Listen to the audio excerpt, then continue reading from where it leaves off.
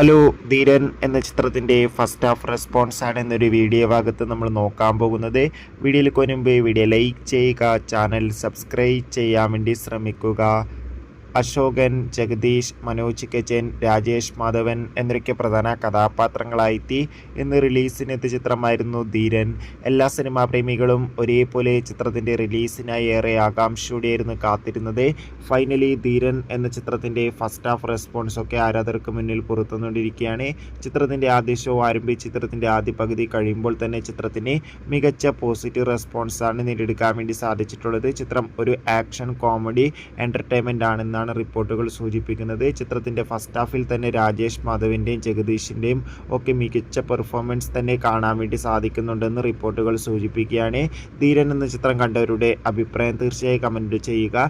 കൂടുതൽ സിനിമാ വാർത്തകൾ പെട്ടെന്ന് കിട്ടാൻ വേണ്ടി നമ്മുടെ ചാനൽ ഇപ്പോൾ തന്നെ സബ്സ്ക്രൈബ് ചെയ്യുക. Bye bye.